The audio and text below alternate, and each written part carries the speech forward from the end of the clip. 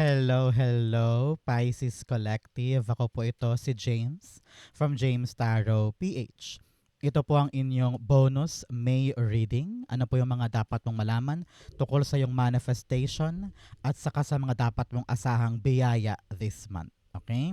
But first, mga mahal kong Pisces, ihanda mo na ang yung isang tanong para sa ating isang tanong, isang sagot.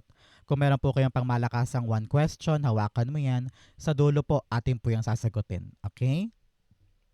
So, i-prepare nyo po yan. Let's begin. Holy Spirit, Spirit Guides, bigay po natin kay Pisces ang mga mensaheng dapat nilang malaman. Inhale and exhale. Your cards for the month. Beautiful.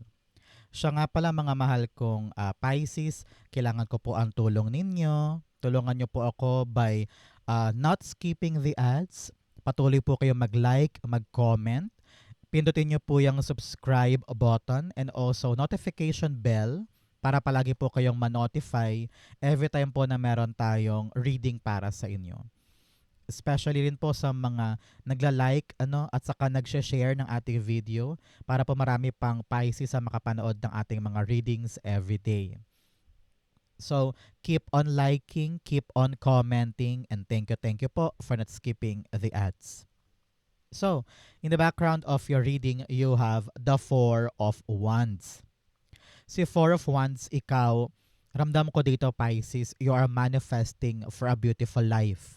Some of you are manifesting for marriage, wedding, celebration. Meron kang milestone na gusto mo nang maabot this time. Nakikita mo na na-visualize mo na ramdam mo na this is the goal I need to accomplish. This is the outcome na alam ko pag naabot ko, everybody in my life are very, very happy. And you're praying and manifesting na magawa mo siya at matulayan mo siya. So, this is the month for you na meron kang i-celebrate, meron kang mapagtatagumpayan, at lalong-lalot meron kang maaabot. No? Congratulations. Okay? Ito ay worthy of celebration this time.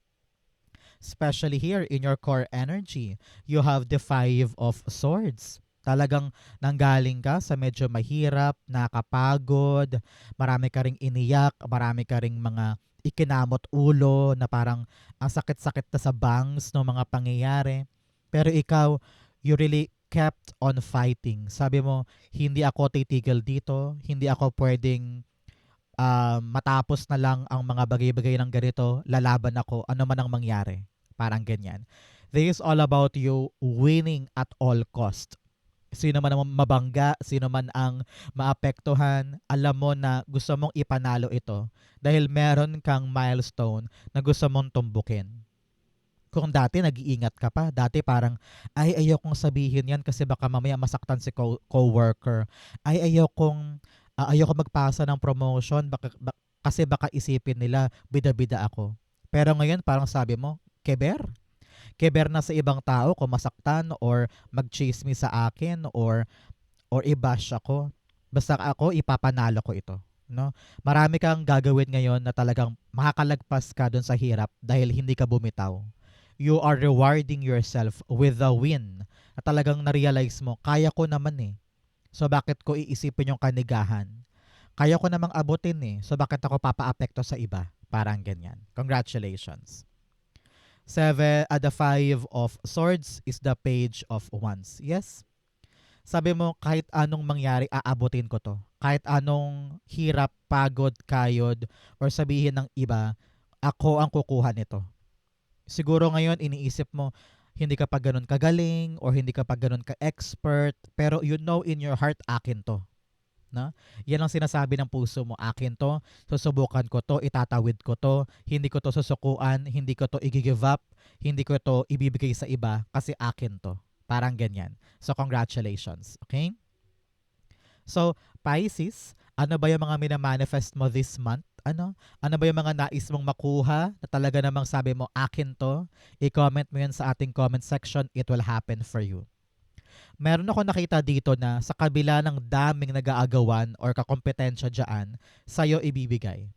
Ikaw ang chosen one sa bagay na to. So, congratulations. Kaya wag mo nang isipin pa yung mga kalaban mo o kaagaw mo kasi hindi mo kailangan magpagod. Ikaw ang pagbibigyan this time. Okay? In your blockages, ano po yung humaharang sa iyong manifestation? The World card. Alam mo kaano to? Ikaw, nasa loob ka ng shell mo eh. Ayaw mong kumawala sa iyong comfort zone. Yun ang humaharang sa'yo. Para ma-achieve tong milestone na ito, tong celebration na ito, itong finish line na gusto mo sanang makuha kahit na na-visualize mo na, ikaw rin mismo ang humaharang. Minsan kahit kaya mo naman, sabi mo, ay ayoko, baka mahirapan ako, ay baka pagtawanan ako, ay baka ma-judge lang ako, ay baka hindi ko talaga kaya, wag na lang. You are limiting yourself. Okay? You are limiting your potential. You are limiting what you can do and what you can achieve. Kayang-kaya mo itong mapagtagumpayan, pero ikaw mismo, ayaw mong kumawala sa box mo. Ayaw mo mag-try ng bago. No? Clarify pa natin to para mas malalim. Nakabaliktad na 7 of Cups. Kahit na may mga options sa paligid, may paraan ka para tuparin ang pangarap mo, pero madalas kang nag-daydream. Madalas kang nanaginip lang ng mga, ay, ang ganda-ganda nun, kaya kong abutin yun, kaya ko mabili yun, kaya ko malasap yun, akin yun, akin yun. Pero lahat yan parang nasa utak lamang, nasa panaginip lamang. At tinatawag ka ng yung spirit guide Pisces na dalhin ito sa yung reality. Tuparin mo sa yung pangarap, abutin mo sa yung puso, at gumalaw ka para mangyari yan. Sabi dito, meron ka nang nakompleto eh. Meron ka nang nabuo, meron ka nang nalikha. Either sa isip mo yan, sa puso mo. Panahon na para kumawala dyan at mag-grow ka naman. Kung nasa isip lang yan forever, nako, paano yan papasok sa iyong realidad? 'Di ba? Sabi dito, hayaan mo magbukas yung mga pintuan para sa'yo. Kasi nakita ko dito na kapag may pinto ang nagbubukas, iniisip mo agad, ay hindi yan sa akin, ay hindi yan swak sa akin, ay masyadong malayo, ay maliit ang kita, ay maliit ang sweldo, ay maraming dapat gawin, ay maraming papeles. Imbes na kompletuhin mo, asikasuhin mo kung ano yung requirement doon sa pinto ang magbubukas, ikaw mismo umaatras. Kahit kaya mo naman, kahit okay naman. So you really need to get out of your shell and bring down in your reality itong pangarap na ito. Okay? So, mga Pisces, para mabasag to, para talagang mabukas na sa buhay mo itong blockages at mawala na siya, malusaw na siya, isulat mo sa ating comment section ang iyong lucky number. Okay? Kung meron kang inaalaga ang lucky number, pag sinulat mo yan, this will activate yung good news sa reading na ito. Okay? In the area of what you need to do, meron po kayong the 4 of Cups. Sabi dito, panahon na para huwag ka nang manghinayang pa sa mga bagay na hindi mo nakuha noon. Yung mga bagay na akala mo for you, pinagsumikapan mo, pinaghirapan mo, let go mo na yun kasi alam mo naman na hindi para sa'yo. So, huwag ka nang gahalok-kip-kip dyan, huwag ka nang choosy. Pag may dumarating na oportunidad, yakapin, tayuan, gawin, huwag sayangin. Kasi ito talaga yung bigay sa iyo ni God, no? Ramdam ko dito, sabi ng yung spirit guides, you need to embrace kung ano yung binibigay niya. Kasi yun pala ang susi para makatawid ka sa finish line at maabot mo yung goal mo this time. You are praying for stability ng family na makabayad ng utang, makasupply sa needs, mabawi yung bahay, matubos yung sinangla, or makabili ng bahay, no? Sabi dito, meron kang chance, meron kang pagkakataon para magawa yun. So, grab the opportunity.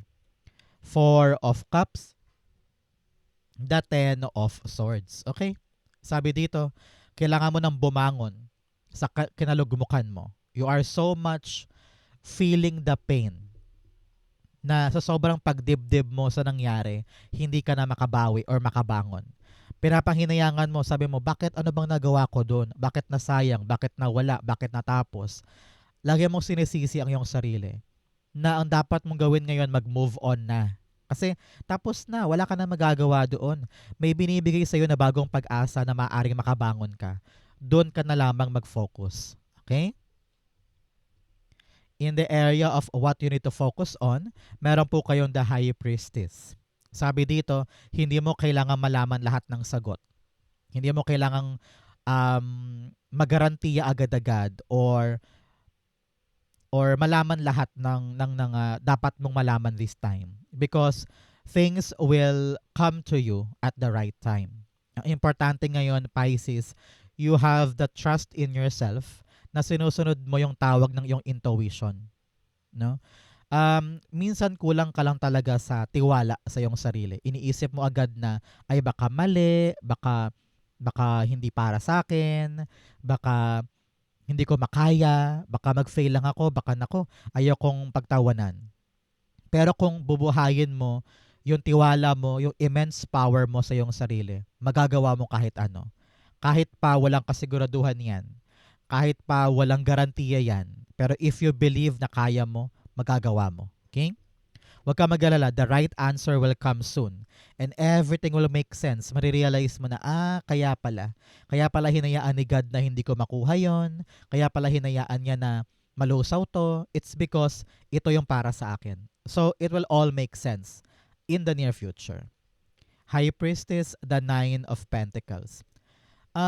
Sabi dito ng yung spirit guides, some of you are thinking of being independent. Parang gusto mo nang magkaroon ng sarili mong pera, sarili mong empire, sarili mong negosyo. Gusto mo nang maging financially independent. And somehow, hindi mo alam kung paano siya gawin or hindi ka sigurado kung paano mo siya itutulay, no? Pero sabi ko nga kanina, kailangan mo lang talagang magtiwala sa meron ka. Magtiwala ka sa kaya mo. Maniwala ka sa abilidad mo. Kasi yun lang naman talaga ang susi mo eh. Yun lang talaga ang meron ka eh para itawid to, di ba? So believe in yourself. And enjoy what you have, ha? Sabi dito, meron kang mga gamit or meron kang mga resources sa buhay mo na magagamit mo para abutin yung gusto mo. Hindi mo kailangan laging maghintay ng right timing, maghihintay ka lagi na, ay kapag nasa mood na ako, ay kapag meron na akong gamit na ganito, ay kapag umayon na sa akin yung tadhana. Sometimes, you really need to push yourself in order to get what you want. Hindi ka laging maghihintay ng right timing. Ang right timing is when you really believe na kaya ko na. Because you can build your empire, kayang-kaya mo nang bilhin yung mga bagay na gusto mo, yung luho na gusto mo, yung dream life na gusto mo. Pero ngayon, kailangan magtiwala ka muna sa iyong sarili. Many of you ay parang nagbabalak magtayo ng negosyo, maaring tindahan, milk tea shop, or meron kang balak ipaupa na bahay or gamit, no? Ngayon, nagsisimula ka na talagang maging entrepreneur. Nagsisimula ka na maghanap ng diskarte para sa iyong sariling pera. Congratulations. In the area of what's coming in, meron kang grounding, go deep, explore your roots. Sabi dito, sa tuwing ikaw ay nahihirapan, sa tuwing ikaw ay napapagod, o para bagang feeling mo, hindi ko na alam kung anong dapat kong gawin, talagang latang-lata ka na and overworked ka na and parang burnout ka na. Sabi dito, kapag nararamdaman mo yan, you need to go back to your roots. Alamin mo kung para saan ba talaga yung pinaghihirapan mo. Para sa pamilya, para sa utang, para sa bahay, para sa future, para sa retirement. Kapag na-pinpoint mo kung para saan, madali sa yung manumbalik yung energy na parang nakainom ka ng 10 Red Bull at ilalaban mo ulit yung buhay mo. So, you are now being energized. Basta alalahanin mo kung para saan yung ginagawa mo. Okay? In what's coming in, you have the Tower card. Sabi dito, things will change fast. Kapag lumalabas to, the timeline is now. Meron na nagbabago. Meron na nangyayari. No? Sabi nga ni General Luna, meron na nangyayari tungkol sa mga bagay na dati akala mo tenga. Dati akala mo wala na to, talo na to. Pero now, nagbabago yung kwento. Nagbabago yung andar ng buhay. Maaaring bibilis na yung isang bagay papalapit sa goal mo. Or may babili sa darating na change or chances na wala kang time but to grab it, take it. Because you know na kapag pinalagpas ko to, baka mapunta pa sa iba or baka hindi na maulit. No? So, with the changes in your life this time, ramdam ko dito na hiniling mo rin to. Sabi mo, God, sana magbago na. Sana dumating na yung change na hinihintay ko para nang sa ganon, Matumbok ko na yung lifestyle or milestone na gusto ko. Tower card, the star card. Wow. Wow, wow, wow. Sabi dito, alam mo sa oracle sa tarot cards, magkasunod talaga to sa major arcana. You have tower and then after that the star. Isa tong malaking indikasyon para sa iyo ng pagbuti ng buhay. Kung nanggaling ka sa chaos, sa gulo, sa hirap, sa pagod, sa kayod, pwede rin sa sakit, no? Asahan mo yung pagganda. Asahan mo yung biglang pag-angat, no? You are now very hopeful and ramdam ko yung ginhawa na parang, hay, salamat. Hay, parang guminhawa yung buhay mo. So congratulations. Kaya kung humaharap ka ngayon sa hirap, sa pagod, sa kayod, asahan mo magbabago na yan at talagang you are now shining your light at bumubuti na yung antas ng buhay mo. Congratulations. I-claim mo to para sa iyo yan. In your divine messages, meron kang the answers you need are coming. Yung mga tanong mo, sabi ko nga sa iyo, sa High Priestess, yung mga hindi ko alam, paano ba to, ano nangyayari, bakit ganun. Lahat ng questions mo na dati walang sagot, ngayon darating na daw ang sagot dyan at maliliwanagan ka na. Okay? In your divine messages, meron kang the death card. Sabi dito, you really need to end what must be end this time. Okay? Sabi, yung natural ending ng bagay, kapag tinanggap mo yan, it will be a quick beginning of something new. Kaya kung may mga dapat nang tapusin, dapat nang bitawan, dapat nang tigilan, gawin mo na yan this month. Nang sa ganon, magsimula na yung pagpasok sa'yo ng manifestation mo. Tinatawag ka rin Pisces na mag-transform, no? Halimbawa, ikaw ay may trabahong panggabi. So, syempre, sa umaga ka matutulog o sa hapon, di ba? So, kung kailangan baguhin ang lifestyle, ang paniniwala, ang ideolohiya, or ang lifestyle mo in general, kailangan mong gawin yan para mag-swak ka doon sa milestone na dapat mong tumbukin. Narinig ko dito, kailangan mo mag-adjust. Yan, mag-adjust ka, maging flexible ka. Para nang sa ganon, talagang makatuwid yung daan mo patungo sa changes na gustong mangyari sa'yo. Okay? Example din, this month, kailangan mo na mag-budget kasi mahal halimbawa yung kuryente. So, kailangan natin mag-transform. Ano yung mga dapat baguhin sa bills or dapat baguhin sa budgeting para swak sa mga needs. Parang ganyan. Okay? Death card, the Ace of Swords. Okay, clarity ito.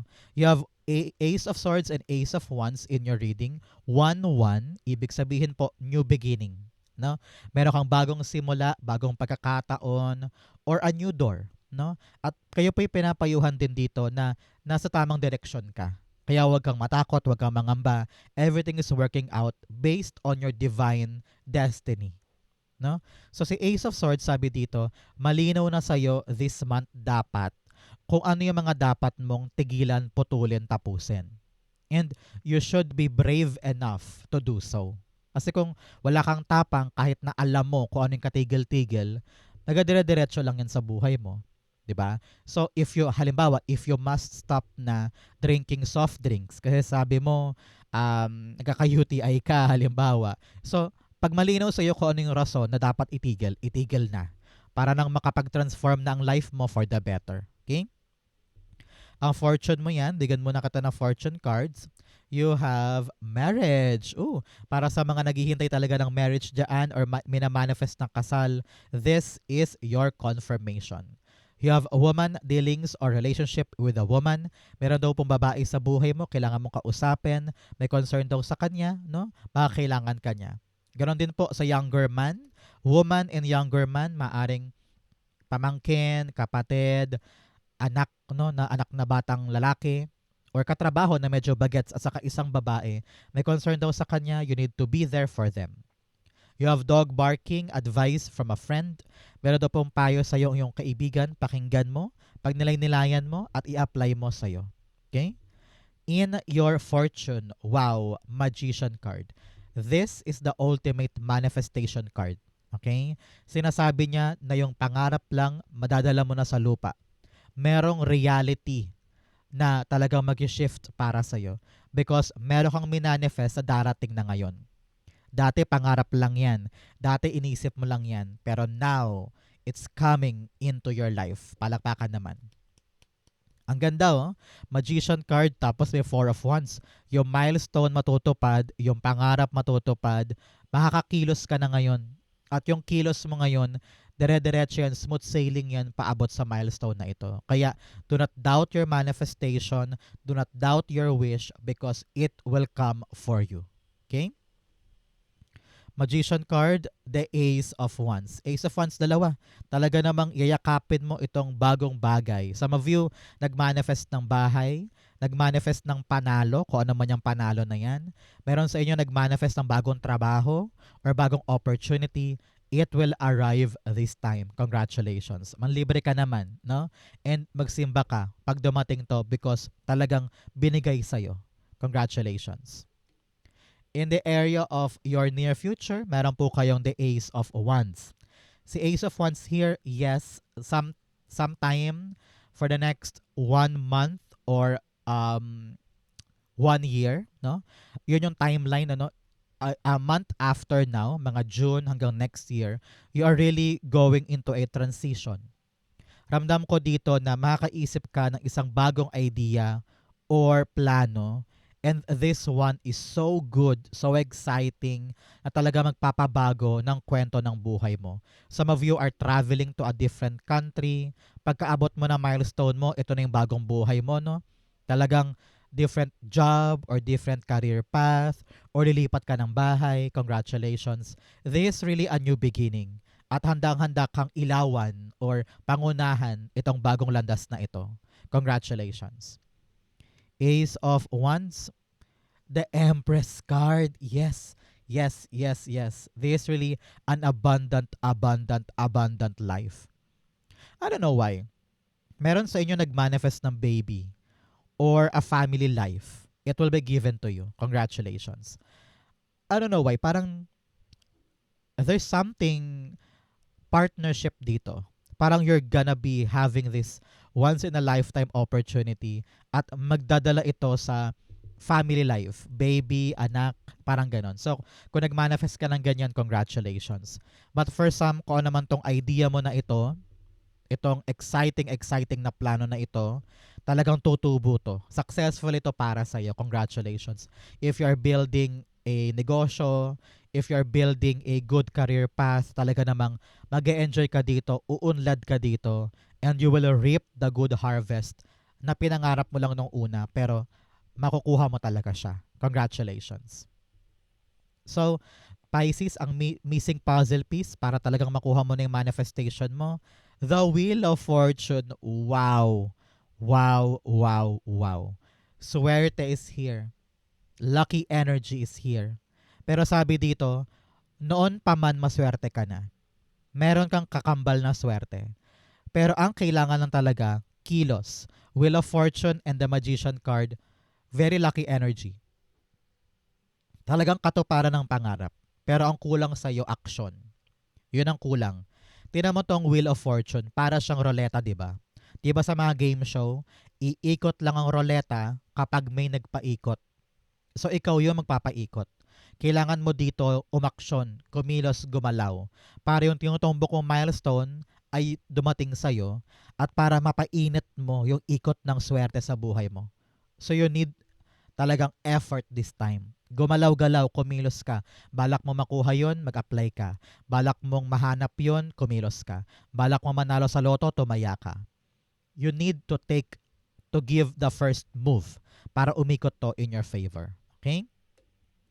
Wheel of Fortune, you have the Ten of Cups. Yes. Here, sabi ng yung spirit guides, kailangan talagang klaruhin muna natin, Pisces. Ano ba talaga pangarap ko? Ano ba yung gusto ko? And paano ko siya i-bring down sa aking reality para makuha ko na yung complete happiness ko? No? Alam ko meron kang wini-wish for your family, meron kang wini-wish for your mga anak sa bahay, sa retirement mo, no? Pero sabi dito, magaganap 'yan kung kikilos ka ngayon. No, kailangan talaga tawirin natin tong direksyon na ito para maganap. Kasi maswerte ka, happiness and talagang long-lasting security and abundance ipapasayo kung talagang kikilos ka ngayon. Okay? Sa Pisces, dumako na tayo sa yung isang tanong, isang sagot. Close your eyes and concentrate on your one question. Okay? Inhale and exhale the answer to your question.